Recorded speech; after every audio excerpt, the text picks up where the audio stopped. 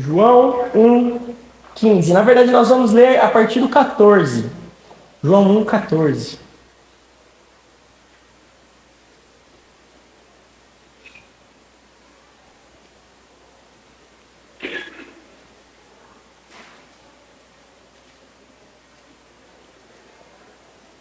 A palavra de Deus diz assim: E o Verbo se fez carne e habitou entre nós, cheio de graça e de verdade, e vimos a sua glória, glória como do unigênito do Pai.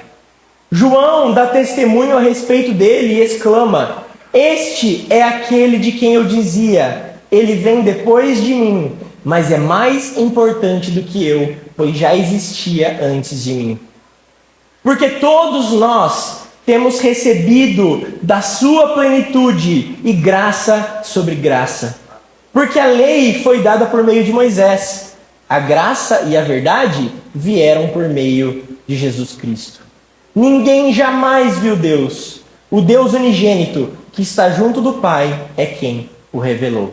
Amém. Vamos orar novamente. Senhor Deus, nós oramos pedindo para que o Senhor nos conduza nesse tempo de exposição da palavra, que a Tua palavra seja o centro desse culto e que não hajam distrações, que o Senhor ilumine os nossos corações, as nossas mentes, os nossos olhos, para que possamos ser transformados à luz dessa palavra e possamos dar fruto para a honra e glória do Teu nome. Amém. Amém.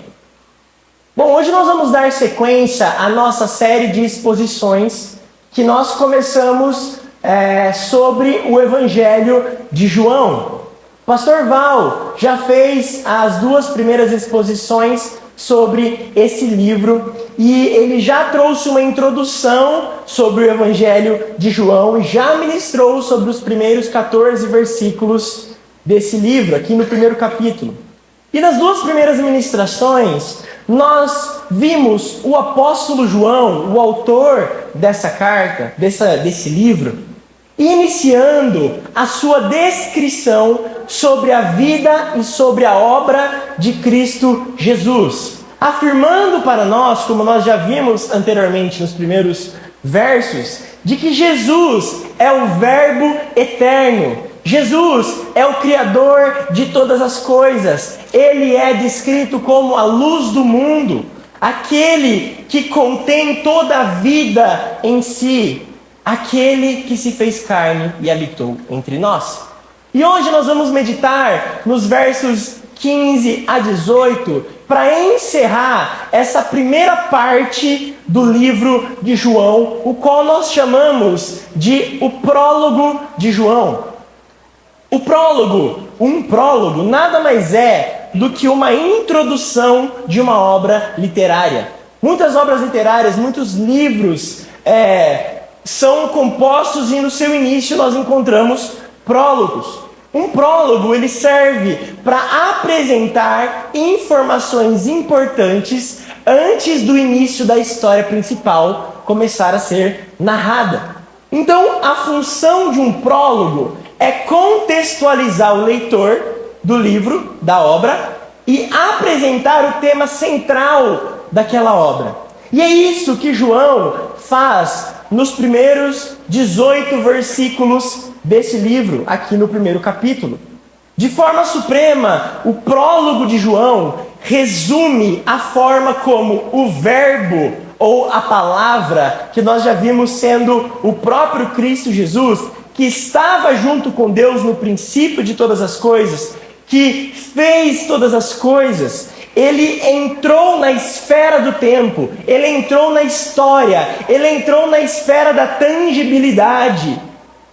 Em outras palavras, como o Filho de Deus foi enviado ao mundo para se tornar o Jesus da história que nós conhecemos, de forma que a glória e a graça de Deus pudessem ser manifestadas de forma singular, de forma perfeita à humanidade caída. E o restante do livro, após o verso 18, nada mais é do que uma ampliação do tema que João apresenta nos primeiros 18 versículos desse livro. João, basicamente, até agora, ele apresentou quem Cristo é, apresentou as características de Cristo e ele também apresentou a obra de Cristo, que Cristo fez. E hoje nós veremos o prólogo sendo encerrado, apresentando a importância, a primazia daquilo que Cristo fez em sua obra.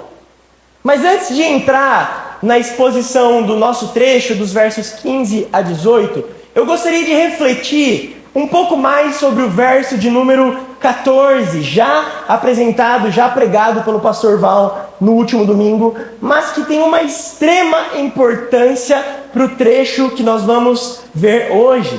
Porque os versos de 15 a 18 estão profundamente ligados, conectados ao verso 14. E por isso vale a pena a gente dar mais uma atenção especial em João 1,14. Vamos ler? E o Verbo se fez carne e habitou entre nós, cheio de graça e de verdade. E vimos a sua glória, glória como do unigênito do Pai. Esse versículo, João 1,14, é um dos meus versículos favoritos das Escrituras. Porque, em poucas palavras, nós podemos encontrar uma grandeza de conteúdo, uma profundidade de conteúdo teológico de valor imensurável nas palavras de João.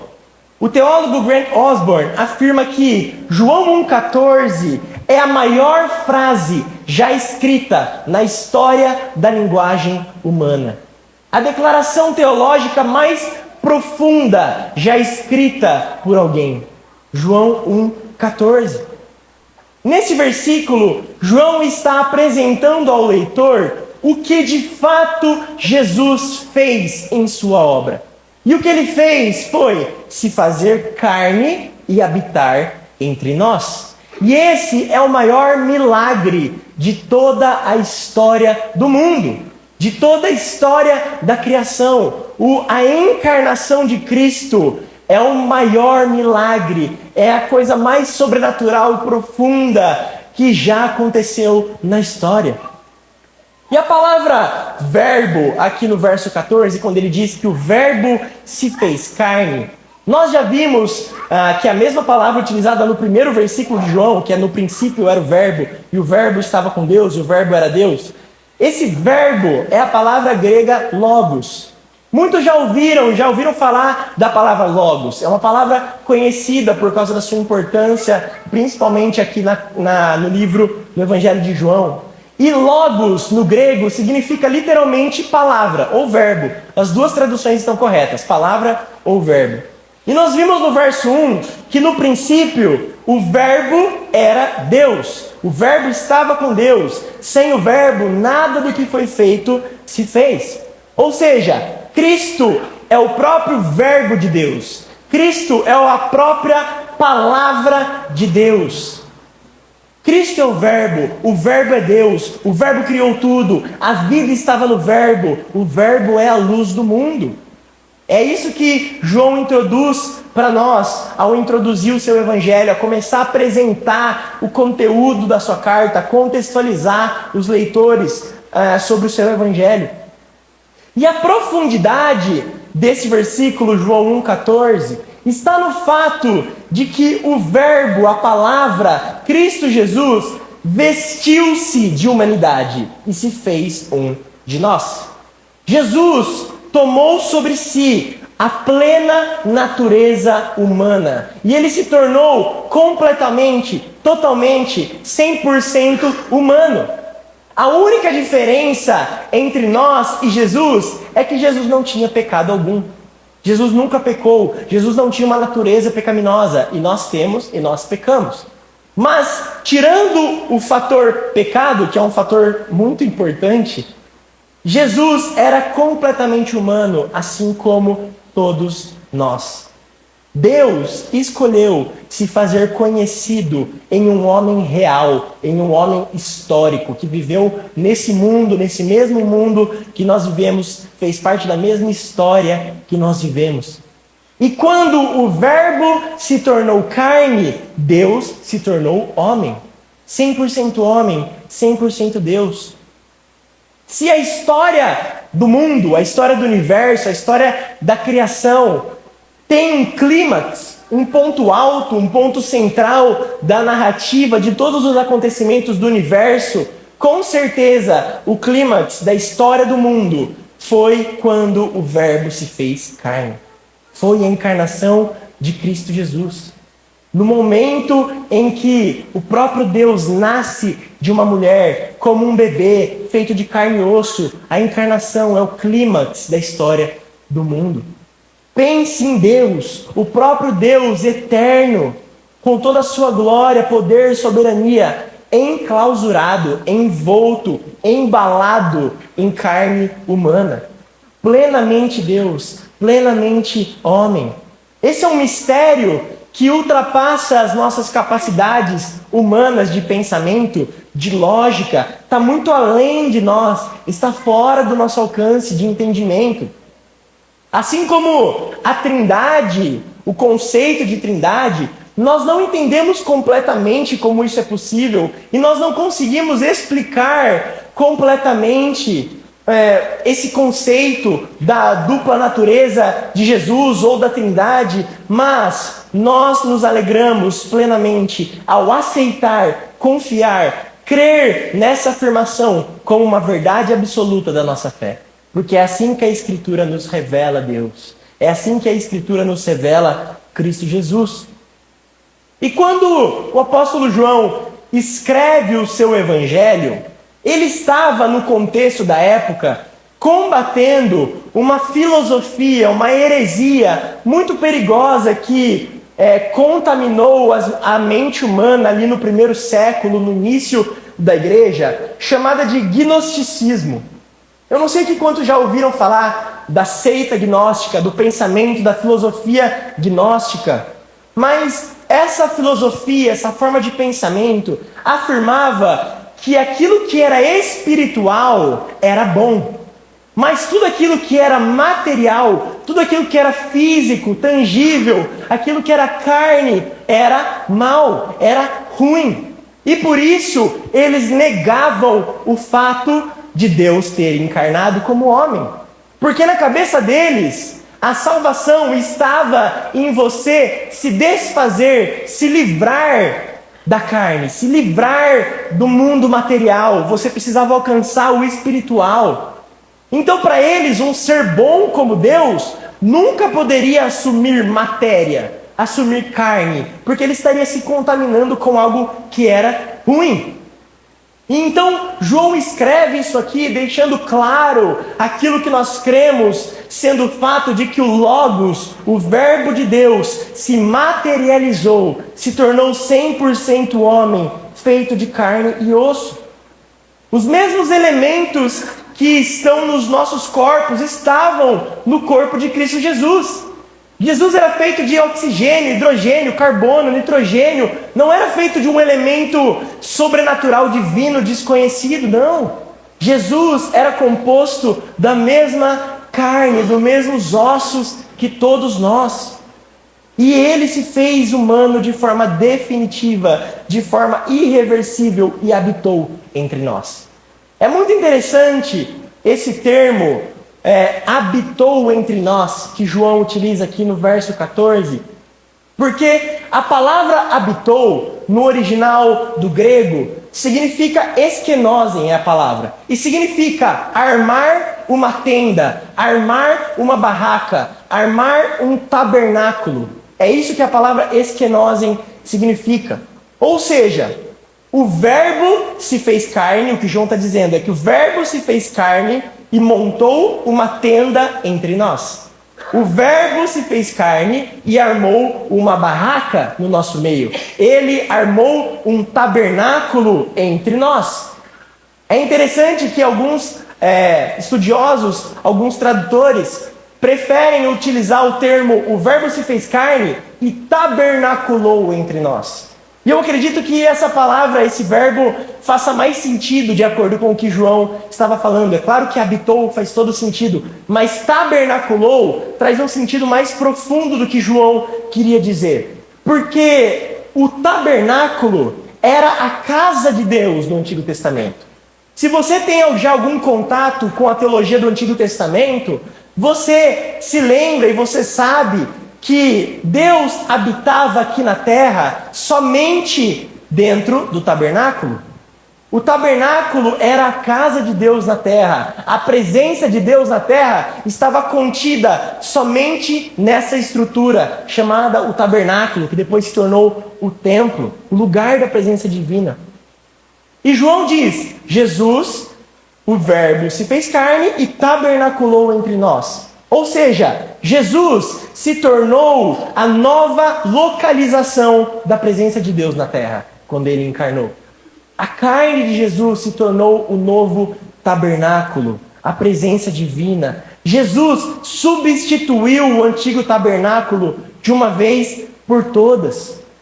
E se você conhece um pouco do tabernáculo, você se lembra de que aquela estrutura, ela era composta de uma parte exterior chamada o átrio sacerdotal, o qual os sacerdotes faziam lá as ofertas, ficavam os animais, existiam alguns rituais, e depois você entrava em um lugar, tinha uma outra parte lá dentro do tabernáculo chamada o Santo Lugar, e era um lugar um pouco mais santo, um pouco mais reservado, e dentro do Santo Lugar existia um outro lugar separado por um véu de um tecido grosso, um tecido feito de partes de ouro. E dentro desse lugar existia o chamado Santo dos Santos.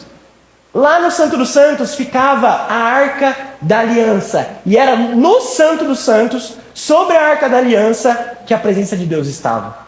E esse lugar era tão poderoso, tão santo, que somente o sumo sacerdote, e somente uma vez no ano, ele podia entrar lá.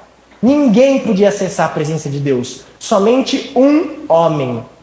O sumo sacerdote podia entrar lá e somente uma vez no ano. Então, quando Jesus tabernaculou entre nós e ele se tornou a presença de Deus, Jesus se tornou uma espécie de santo dos santos ambulante. São um santo dos santos que pode andar, que pode se mover, que pode habitar entre nós, que é capaz de andar em nosso meio. E a presença de Deus se tornou acessível. E o João diz que ele fez isso cheio de graça e de verdade. E vimos a sua glória como a do unigênito do Pai. Então, olha que profundo que é a teologia, a verdade de Deus por trás desse verso 14.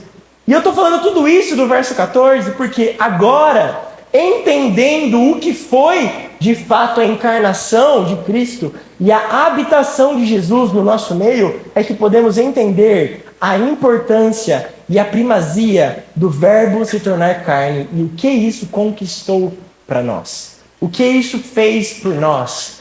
O que a encarnação de Cristo conquistou em nosso favor. E João, ele começa a apresentar essa primazia, essa importância de Cristo, da encarnação de Jesus, fazendo 3 constatações a respeito de Jesus encarnado e habitado entre nós.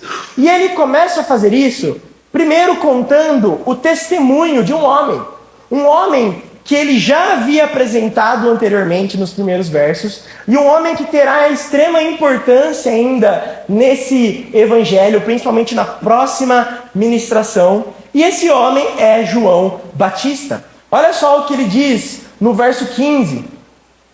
João dá testemunho a respeito dele. Dele de quem? Do Verbo que se fez carne e habitou entre nós. E exclama: este é aquele de quem eu dizia, ele vem depois de mim, mas é mais importante do que eu, pois já existia antes de mim. João Batista, aquele que veio e foi enviado para dar testemunho sobre a luz, sobre Cristo, disse: a luz, o Verbo encarnado, vem depois de mim. Mas ele é mais importante do que eu, porque ele já existia antes de mim. Isso é interessante porque isso foi escrito em uma sociedade onde alguém mais velho era sempre mais importante do que alguém mais novo. Os mais velhos eram considerados muito mais importantes. E aqui ele vai dizer que, na verdade, por mais que Jesus, a luz, tenha vindo depois dele, Jesus era mais importante do que ele, porque existia muito antes dele. E por isso ele tinha primazia, por isso o verbo tinha maior importância. Se você lê a narração do Evangelho, você vê que Jesus nasceu cerca de 6 meses após João Batista. Porém, nós vimos que Jesus era o verbo que estava no princípio com Deus, era Deus e criou todas as coisas. Ele sempre existiu. Jesus é eterno. O verbo, a palavra, tinha absoluta primazia e prioridade sobre João Batista. João, ele foi o precursor do Messias, mas Jesus é o próprio Messias, completamente superior. Nós temos aqui um abismo entre o finito e o infinito, o eterno e o temporal, a luz original e a luz que reflete, como o sol e a lua. E João Batista sabia disso. Ele tinha consciência, ele tinha humildade de saber quem ele era e quem Jesus era. E por isso ele declara a importância de Cristo. E então, após descrever isso, João o apóstolo dá uma sequência nessa ideia, nos apresentando o porquê Cristo é o mais importante. Por que Cristo tem primazia? Por que Cristo é central nas nossas vidas? E ele faz isso apresentando então 3 motivos. O primeiro está no verso de número 16, que diz: porque todos nós temos recebido da sua plenitude e graça sobre graça. O primeiro ponto, o primeiro motivo que o apóstolo João levanta para defender a primazia da importância de Cristo Jesus é que somente Cristo supre todas as necessidades espirituais dos crentes. Somente Cristo. É interessante que ele usa aqui a palavra plenitude. Todos nós temos recebido da sua plenitude. O apóstolo Paulo descreve em Colossenses 1,19 e em Colossenses 2,9, dizendo que Deus achou por bem que em Cristo residisse toda a plenitude, porque nele habita corporalmente toda a plenitude da divindade. Em Cristo Jesus há plenitude imensurável. Em Cristo existe cumprimento. Em Cristo existe abundância, realização, perfeição, preenchimento, consumação. O apóstolo Paulo vai dizer em Colossenses 2,3 que é em Cristo que estão ocultos todos os tesouros da sabedoria e do conhecimento que existem. Cristo é a plenitude. Nele está guardado, como na casa do tesouro, um suprimento ilimitado de tudo que os pecadores necessitam na sua vida. Em Cristo existe plenitude de tudo que nós precisamos no tempo presente e na eternidade. O presente especial de Cristo à sua igreja é o Espírito da vida, que como uma grande raiz transporta a seiva, transporta o vigor espiritual de Cristo a todos os ramos que creem nele, ou seja, a sua igreja, os santos, os cristãos. Jesus Cristo é rico em misericórdia, graça, sabedoria, justiça, santificação e redenção. E é por isso que todos os crentes em toda a história da humanidade, todos os santos em todos os séculos, têm sido supridos pela plenitude de Cristo. Até mesmo os santos do Antigo Testamento, que vieram antes da encarnação de Cristo Jesus e que viram Jesus de um modo distante, não face a face. Mas desde o início, todos os benefícios desfrutados pelos salvos da história foram recebidos exclusivamente por intermédio de Cristo Jesus. É Cristo quem supre os santos. É Cristo quem supre o povo de Deus. É um erro pensar que antes de Jesus vir ao mundo e morrer naquela cruz, as pessoas eram salvas de uma outra forma que não fosse pela graça da cruz. É um erro. Algumas pessoas acreditam que antes da cruz, antes do sacrifício de Jesus, as pessoas eram salvas por outros motivos. Talvez por obediência à lei, pelo cumprimento do sistema sacrificial, não sei, mas por muito tempo eu pensei assim também. As pessoas do Antigo Testamento não eram salvas pelo sacrifício de Jesus, Jesus não tinha morrido ainda. Mas esse é um pensamento errado, porque a lei nunca teve poder para salvar. A lei nunca teve esse poder. Deus, ele nunca teve dois caminhos para a salvação. Todos os que foram salvos na história do mundo, assim foram exclusivamente através do sangue de Jesus. A diferença é que antes os salvos tinham fé no Salvador que viria. Nós temos fé no Salvador que já veio. Antes, a fé estava nas promessas que ainda seriam cumpridas. Mas nós temos fé nas promessas que já foram cumpridas em Cristo Jesus no passado. Mas Jesus sempre foi o centro da salvação. Sempre foi o centro da fé. Sempre foi o motivo, o realizador da salvação. Todos os santos na glória reconhecerão que devem a Cristo a sua presença na vida eterna. Cristo prova que Ele é tudo em todos, em todo tempo. Não existe salvação longe de Cristo Jesus. E João vai dizer que todos nós temos recebido da sua plenitude e graça sobre graça. E é interessante que a palavra sobre, aqui onde ele diz graça sobre graça, significa no grego em lugar de. Então uma tradução mais fiel talvez seria graça em lugar de graça. Por quê? Tem dois possíveis significados. Em primeiro lugar, graça em lugar de graça significa que mal se foi uma manifestação do favor imerecido de Deus em Cristo sobre nós, quando nós já recebemos outra. Graça sobre graça. Graça em lugar de graça. Mal passou uma graça, já veio uma graça no lugar de outra graça. Portanto, em Jesus, estamos recebendo uma bênção graciosa após a outra, em um suprimento incessante de graça sobre graça. Graça em lugar de graça. Cristo é tão pleno que existe nele um fluxo sem limites de graça sobre a vida da igreja, sobre a vida dos santos. Algo que só Ele pode prover para nós, porque só nele habita a plenitude de Deus. Os seguidores de Cristo tiram do oceano da plenitude divina graça sobre graça, e cada onda é constantemente substituída por outra. É como realmente o mar. Quando você está lá na praia, você está lá e você toma uma onda na cara, você afoga, e aí quando você levanta, você já tomou outra. E aí você levantou, você já tomou outra. Então a graça é assim, é como as ondas do mar. Acabou de passar uma, já vem outra, e já vem outra, e já vem outra, e nunca acaba. É assim, é a graça de Deus. Graça em lugar de graça. Graça sobre graça. Não há limites no suprimento de graça que Deus coloca à disposição do seu povo. Não há. Para pensar.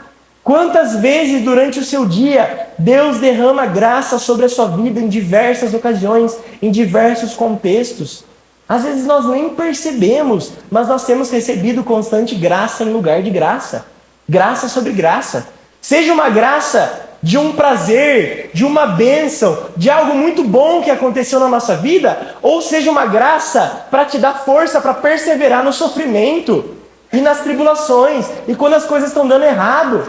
Graça não é só para te dar coisa boa, mas a graça também é para te fazer perseverar e prevalecer quando as coisas estão dando errado. Graça sobre graça. A graça serve para tudo nas nossas vidas. Esse termo, ele pode indicar, em segundo lugar, que a graça manifestada por Cristo substituiu uma graça existente dada anteriormente através da antiga aliança. Ou seja, as bênçãos da nova aliança estão substituindo as bênçãos da antiga aliança, que era uma aliança inferior, que era uma aliança, que era uma sombra que apontava para a nova em Cristo Jesus. E isso nos garante graça abundante através da reconciliação que existe na redenção de Cristo Jesus. Seja qual for o sentido aqui, em ambos os casos, nós podemos confiar que somente em Cristo Jesus encontramos suprimento de todas as nossas necessidades em todo o tempo. E somente nele seremos abençoados com toda a plenitude de Deus. Nele, somente nele habita a plenitude de Deus. E ele nos supre de forma incessante com essa plenitude, com essa graça. Por isso, a primazia e a importância de Cristo nos revela que só nele encontramos plenitude de graça sobre graça. Amém?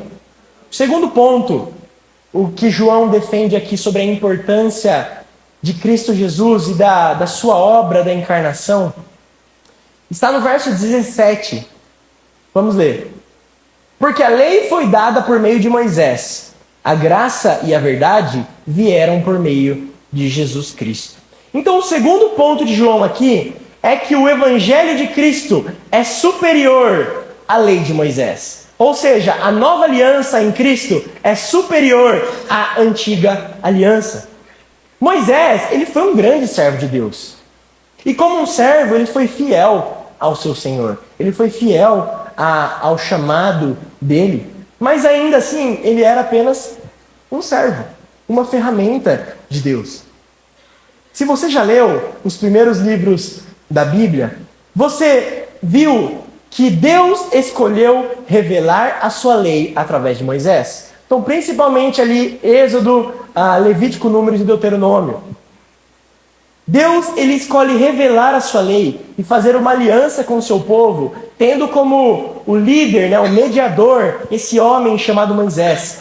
E ele faz uma aliança com o seu povo no deserto, depois que eles foram libertos da escravidão do Egito, e eles estão caminhando no deserto em direção à terra prometida. E Deus chama Moisés, faz uma aliança com o seu povo, e o centro dessa aliança é a lei do Senhor, a lei que Deus revelou a Moisés no Monte Sinai. E então ele comunicou todo o povo quais eram os parâmetros de Deus. Deus estava separando o seu povo, fazendo diferença do seu povo dos outros povos, e ele institui a lei.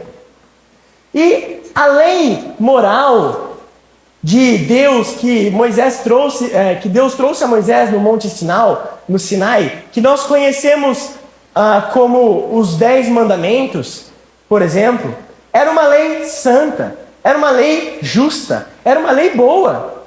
Até mesmo as leis de hoje em dia, as constituições do Brasil, dos Estados Unidos, de muitos países da Europa, são feitas com base nos 10 mandamentos. Não matarás, não darás falso testemunho, não cobiçarás, não roubarás. São leis boas, são conceitos bons, é a moralidade de Deus que está sendo expressa. Porém, a lei moral revelada por Deus a Moisés não tinha a capacidade de justificar o homem. Não tinha poder para curar o homem. Ela podia ferir, mas ela não podia curar. A lei, ela era perfeita, mas o homem era imperfeito. E a lei decretava maldição contra qualquer desobediência que o homem fazia contra a lei. E por causa do pecado do homem, o homem não conseguia cumprir a lei. E a lei colocava sobre os corações dos homens um peso doloroso, uma condenação insuportável. E por isso a lei era chamada de ministério da morte e da condenação. A lei, ela sempre foi inflexível, exigente. E nós como humanidade, nunca conseguimos atender às exigências da lei. Por isso, pela lei, todos nós estamos condenados. O povo de Deus sempre foi condenado pela lei. O papel da lei, portanto, nunca foi nos salvar. Ela nunca teve esse poder. Mas o papel da lei era nos convencer do pecado em nosso coração. Nos tomar pela mão e nos levar em direção a Cristo Jesus.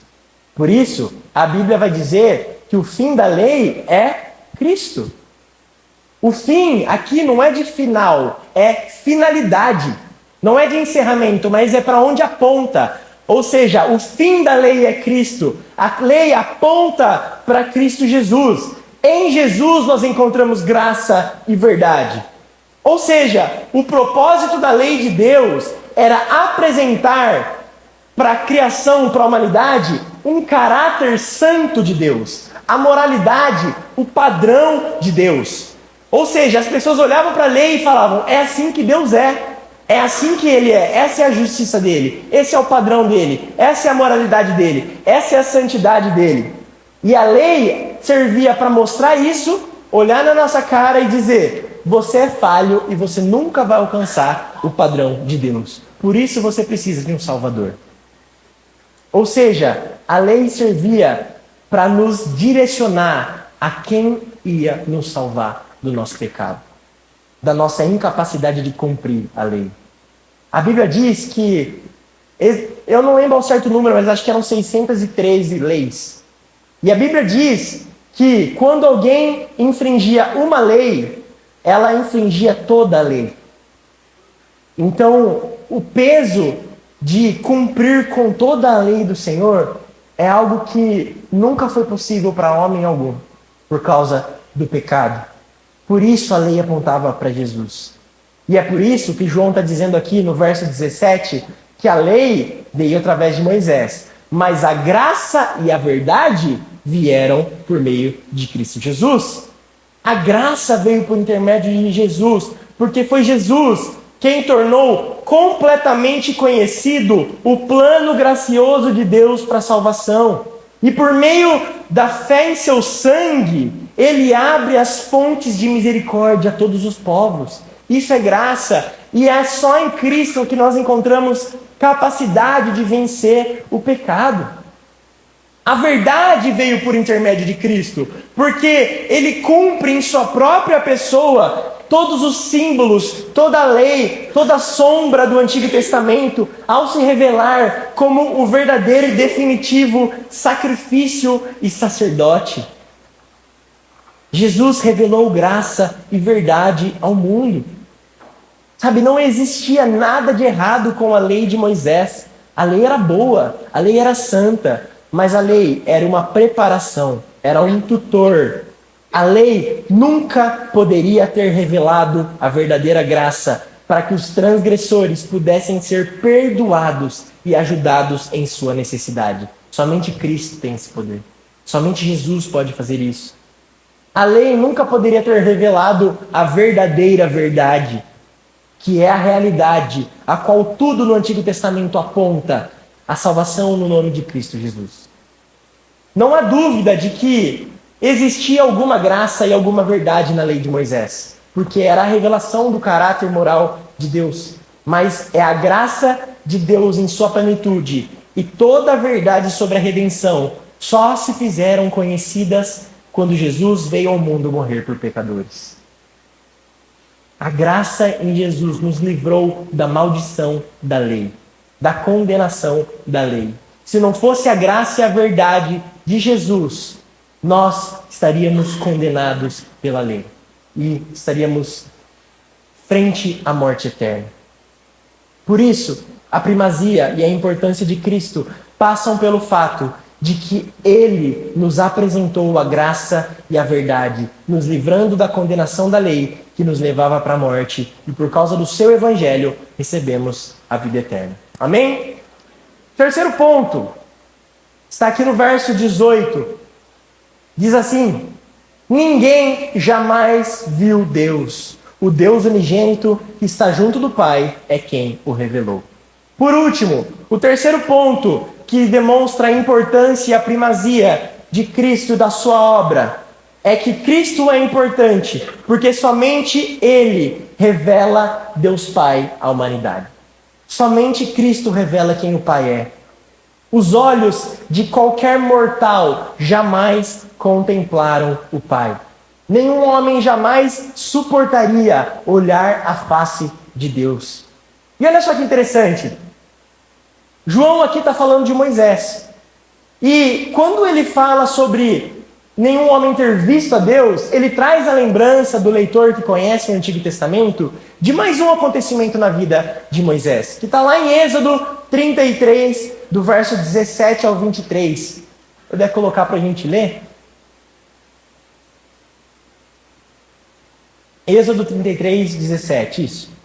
Diz assim: Disse o Senhor a Moisés: Farei também isto que disseste, porque achaste graça aos meus olhos, e eu te conheço pelo teu nome.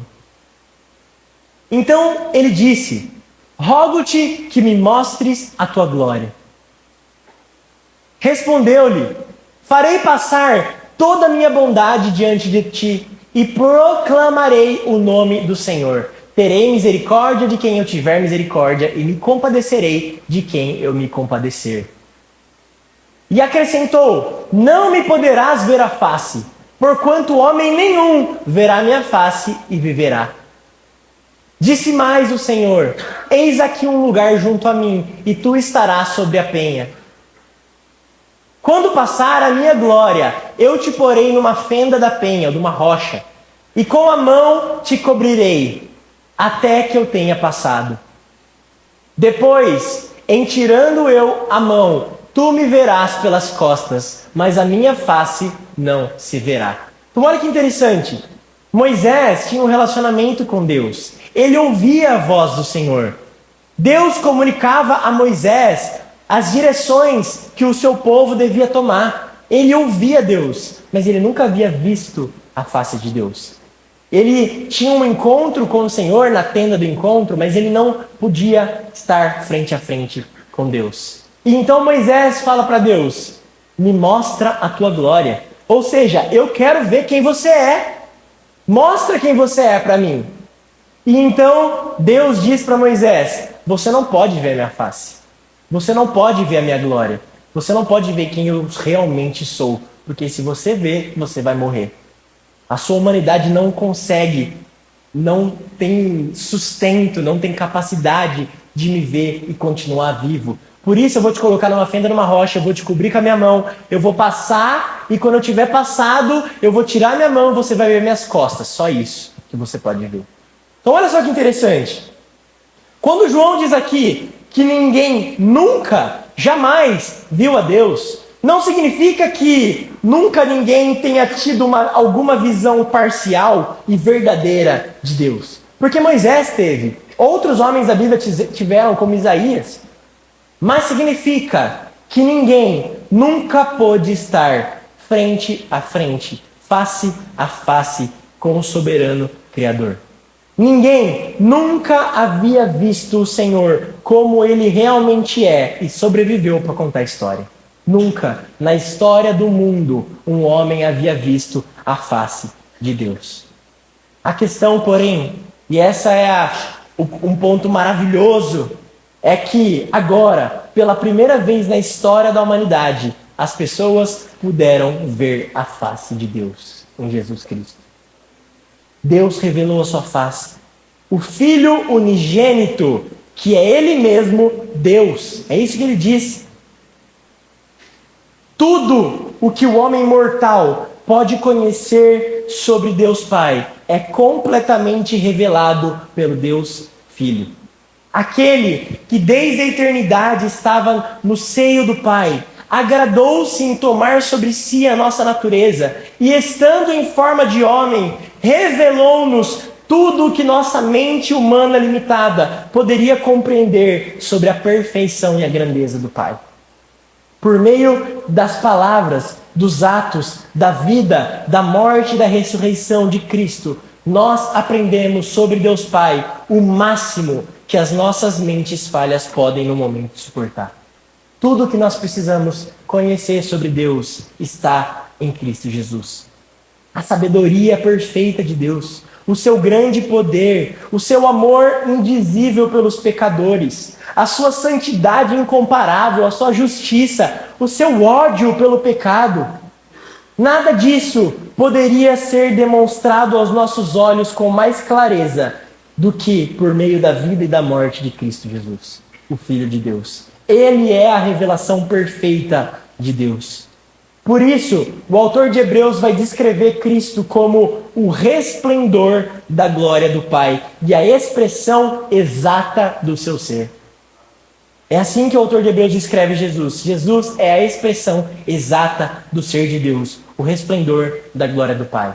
E o próprio Jesus vai afirmar no próprio Evangelho de João que eu e o Pai somos um.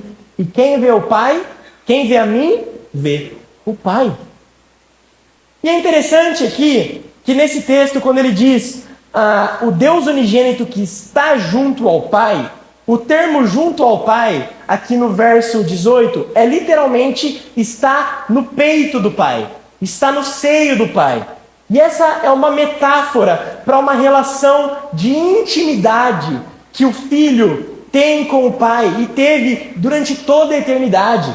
É como se ele dissesse que Jesus estava no peito do Pai, abraçado com o Pai diante de toda a eternidade. O Pai e o Filho são um só ser, de um modo íntimo, de um modo amoroso. E essa intimidade, ela se expande e ela abrange também os seguidores de Jesus. Porque Jesus, a palavra encarnada, fez o Pai conhecido. E por isso as profundezas da intimidade de Deus Pai foram finalmente reveladas pela palavra encarnada, Cristo Jesus. De modo que a intimidade com Deus se expandiu e incluiu todos os santos, eu e você. Nós só podemos ser chamados filhos de Deus, como nós vimos na semana passada, por causa do sangue de Jesus. Porque Jesus estava no peito do Pai e ele veio para revelar quem Deus era a nós. E o último termo interessante aqui é o termo revelou, que ele diz no final, é quem o revelou. E aqui a palavra revelou no grego é a palavra exegesato. E na teologia, quando nós estamos fazendo um estudo profundo, uma interpretação das Escrituras, nós usamos o termo exegese. Não sei aqui quantos já ouviram esse termo, mas você fazer uma exegese da Bíblia, de um texto da Bíblia, é você fazer um estudo profundo da Escritura, da linguagem, do contexto, fazer uma interpretação daquele texto. Então, por exemplo, todas as vezes que nós vemos aqui o pregador no culto de domingo para expor as Escrituras, antes, durante a semana, eu precisei fazer uma exegese do texto. Eu precisei adentrar o texto, entender o texto, estudar, para poder expor esse texto para vocês. E a palavra exegese, que é esse estudo, essa técnica de estudo das Escrituras, tem a mesma raiz grega de revelou, que é exegesato. E isso é interessante, porque esse verbo no grego também significa contar uma história, narrar uma história. E o que João está dizendo aqui nesse último texto é que Jesus é quem fez a exegese de Deus. Olha que interessante. Jesus é a exegese de Deus. Jesus é a narração de Deus. Jesus é quem conta a história de Deus. É isso que o termo revelou no grego significa. Ou seja, Jesus expõe Deus, Jesus revela Deus, Jesus é um intérprete de Deus para a humanidade. É isso que Jesus veio fazer, revelar, expor, narrar, interpretar, contar a história de quem Deus é e o que Deus fez. Sobre o ser de Deus, Jesus expõe para nós tudo o que é necessário para a nossa completa salvação e para um conhecimento da obra, da criação, da redenção, de forma que nós possamos, por meio disso, glorificar nosso Criador e nosso Redentor, através da revelação de Cristo Jesus. Sabe, nem mesmo Abraão, que era chamado de amigo de Deus, nem mesmo Moisés, que encontrava com Deus na tenda do encontro, puderam ver a glória divina em sua plenitude, face a face. Porém, a glória que nem Abraão, nem Moisés viu, nem Davi, nem nenhum dos profetas, nem ninguém do Antigo Testamento pôde ver, agora foi apresentada para nós através de Jesus. E nós podemos ver Jesus, nós podemos ver Deus face a face através da revelação de Cristo Jesus. Isso é muito profundo, isso é muito especial para nós que vivemos na nova aliança. Nós vivemos algo que os personagens do Antigo Testamento, os homens que viveram na época da Antiga Aliança, sempre desejaram. Moisés clamou: Deus, me deixa ver a sua glória. E nós vimos a glória de Deus, e ela se chama Cristo Jesus. É o que Moisés queria ver, é o que todos do Antigo Testamento queriam ver. Nós podemos ver, porque Jesus revelou a glória de Deus. Só Jesus pode nos tomar pela mão e nos levar até Deus. Ninguém vem ao Pai se não for por Cristo, pelo Filho. Ninguém pode conhecer o Pai se não for através da revelação do Filho. Não existe, não se engane. É isso que o mundo está dizendo por aí. Mas não se engane, é impossível conhecer a Deus fora de Cristo Jesus. É impossível conhecer o divino, a verdade sobre Deus, se não for através de Jesus Cristo. E só se conhece Jesus Cristo através da Bíblia. Não existe outra forma de conhecer sobre Jesus. Ou seja, só se conhece Deus através das Escrituras. Isso aqui é muito importante para nós. Então, Jesus merece a primazia e a importância nas nossas vidas, porque somente através da sua obra a humanidade pôde finalmente ver a Deus e conhecê-lo intimamente. Para concluir, nós poderíamos meditar sobre essa passagem por horas, porque é impossível esgotar as riquezas contidas no prólogo de João. É muito profundo. Esses primeiros 18 versículos têm uma profundidade teológica, cristológica, da doutrina de Jesus muito profundo. Cada uma das sessões está repleta de percepções e de profundidade, de significado inigualável.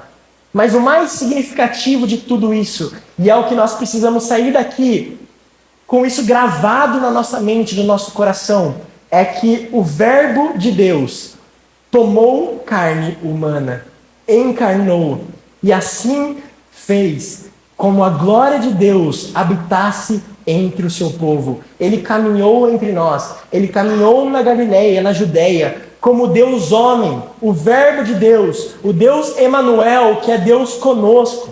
E nele, a bondade graciosa e a fidelidade genuína da aliança de Deus se tornou humana e trouxe salvação a esse mundo.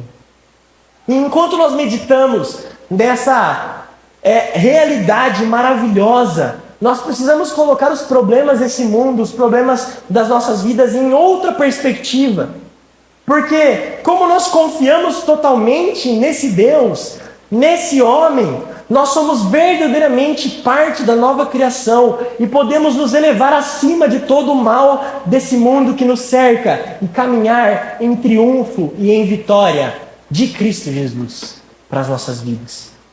Esse é de fato o estímulo final aqui do prólogo de João.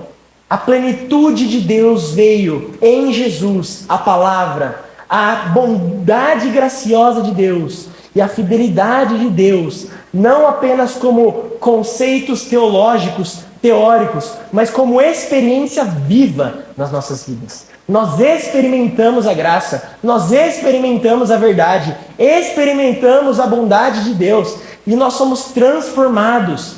As nossas pressões, as nossas dificuldades, os nossos sofrimentos são transformados. E isso nos mostra que realmente Deus está no controle. Deus está no controle de tudo e nós podemos enxergar o mundo de uma nova maneira. Jesus fez Deus conhecido, não só teoricamente, mas experimentalmente. E hoje, eu e você podemos experimentar Deus. Podemos nos relacionar com Deus. Em Cristo, o invisível se tornou visível. O espiritual se tornou palpável. Por isso, nós precisamos viver de forma grata a obra da encarnação do Verbo de Deus. Precisamos buscar conhecimento de Deus através de Cristo Jesus. Precisamos valorizar mais a graça do que o mérito humano. E além disso, assim como fez João Batista, nós precisamos nos tornar testemunhas da primazia e da importância de Cristo para a humanidade, vivendo uma vida centrada na verdade em adoração ao Deus encarnado. Amém? Vamos orar, gostaria de chamar os músicos. Senhor Deus, obrigado pela Tua palavra, que é maravilhosa, que é profunda e é tão imensurável em significado e tem nos ensinado tanto, nos transformado. Senhor, nós oramos para que a realidade de Cristo tome conta do nosso coração. Que a verdade de Cristo Jesus, quem Cristo é, o seu caráter, seus atributos, a sua obra, a sua importância, a sua primazia, como nós vimos em todo o prólogo de João, tome o nosso coração por inteiro e nos transforme, nos molde a imagem de quem Cristo é, para a honra e glória do Teu nome. E como igreja, possamos ser testemunhas do Teu amor, confiando que o Senhor é soberano e tem cuidado de nós em todo o tempo. É isso que nós te pedimos, através do sangue de Jesus Cristo. Amém.